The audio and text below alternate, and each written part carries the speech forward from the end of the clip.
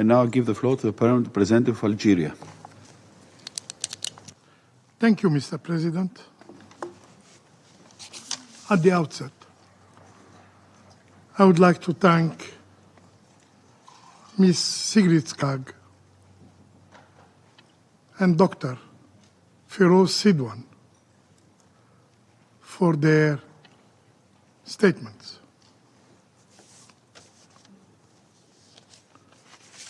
I want to seize this opportunity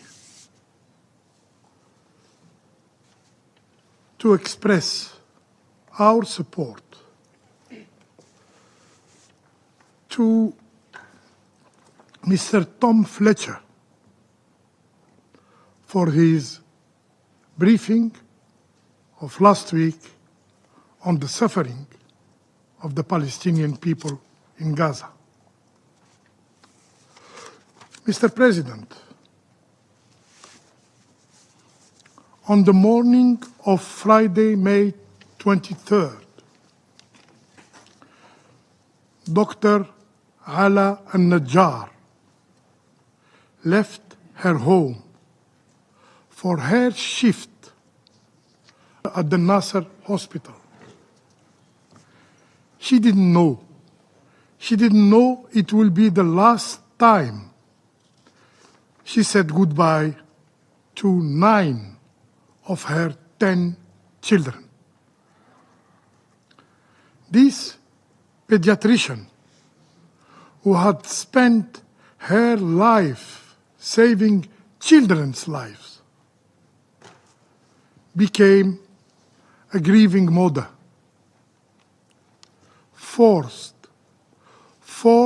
to identify the calcinated remains, the calcinated bodies of her own sons and daughters. The body delivered to the emergency room by her colleagues in the very corridors where she once gave hope to others.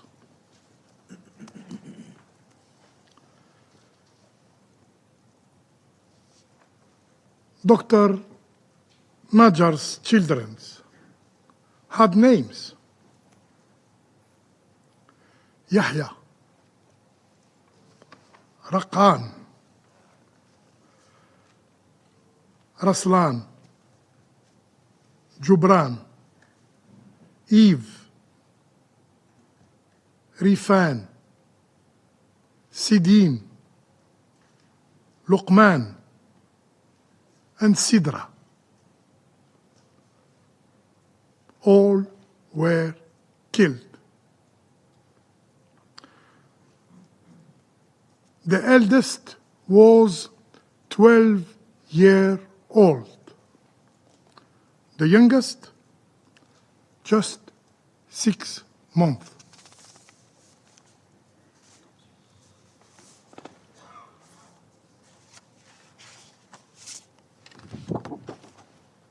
These are these children.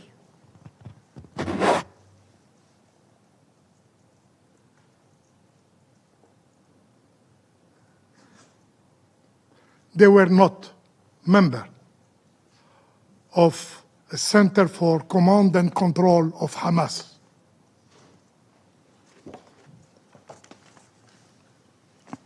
As Dr. Najar buries her children, this is Dr. Najar.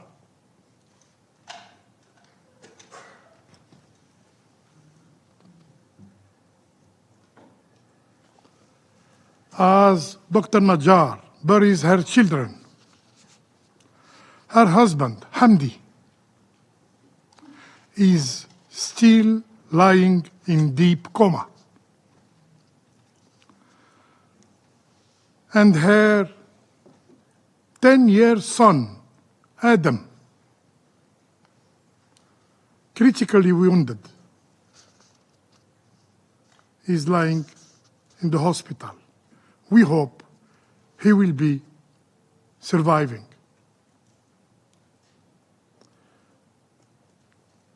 If Hamdi finally awakes, what will she tell him? And when Adam asks about his brothers and sisters, what story can she tell him? President, in another horrifying scene, young Warda Sheikh Khalil, a 6-year-old girl, tried to flee the flames.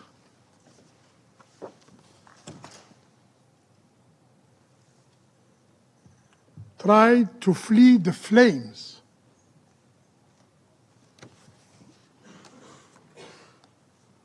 The flames engulfing her school, her shelter, after an Israeli airstrike. This shelter, meant to protect displaced civilians, became a crematory oven.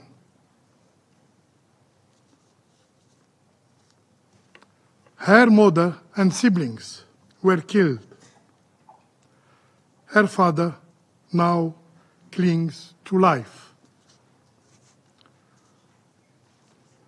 No one in Gaza is spared. Not doctors, not women, not children, and not the displaced. Not even hope itself. Mr. President, figures lost meaning. What is worth of saying 18,000 children dead? These are not only numbers. These are lives. These are dreams. These are voices, playtimes, lullabies. They were extinguished. They were the warmth of homes, the joy of classrooms. They were the pulse of neighborhood.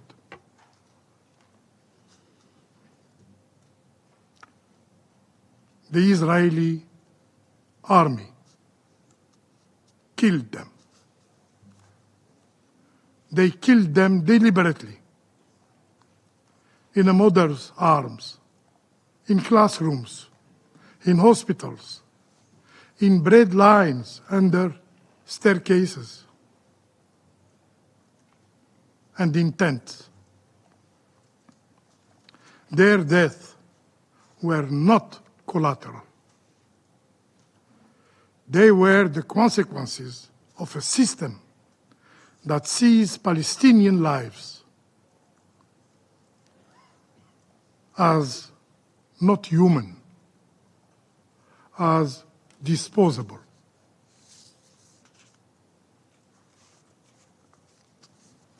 There is no fading echo. It is a scream, and these horrors must end. The remaining survivors must be allowed to live. The world must see these children, the Palestinian children, the children of Gaza, as its own children. For Warda, for Ala, for the thousands, for the 18,000 who never got a chance to say goodbye. We must act. Mr. President, words of condemnation are no longer enough. We must act now. Since October the 7th, Israel, the occupying power, has killed more than 54,000 people. Yes, it's no more 53,000 people. Today, it's 54,000 people. Israel wounded more than 123,000 people. And since March 18 alone, more than 3,900 have been killed and over 11,000 wounded. How many more must die before action is taken by the Security Council? How many orphans must roam the ruins of Gaza? How much more blood must be spilled before this Council acknowledges that enough is enough? My country, Algeria, bears its responsibility and is determined to push the Council to act. The time for indecision is over. Mr. President, the Palestinian people were promised a sovereign state with Al-Quds Sharif as its capital by the General Assembly, by this very Security Council, and by the international community. Yet, 3 decades after Oslo, the dream of a Palestinian state is vanishing under the boots of the Israeli occupation and the silence of the international community. The Israeli occupation persists, emboldened by impunity, by immunity. Settler violence surges. Settlement spreads. Palestinian land is swallowed inch by inch, and holy sites are desecrated while the world looks on. The global system means to uphold justice has become paralyzed. So we ask, what is expected of the Palestinians? Must they continue offering their children on the altar of global inaction? Does the international community still believe in a two-state solution? President, Palestinians, like all human beings, like all people, have the right to life, to dignity, to homeland. They are not an exception. We must resolve this conflict has its roots. Not just a lasting peace can exist. Not just and lasting peace can exist without the realization of the Palestinian people's right to an independent state. As President Abdelmajid Tebboune stated, and I quote, "We must act decisively to end the ongoing historical injustice inflicted upon the Palestinian people. We must urgently revive the peace process, which is currently facing an unprecedented deadlock.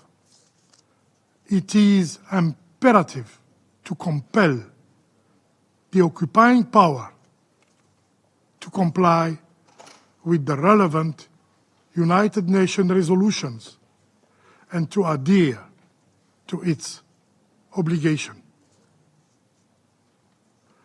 The solution is well known. It's time for its implementation. I thank you. I thank the Permanent Representative of Algeria for his statement.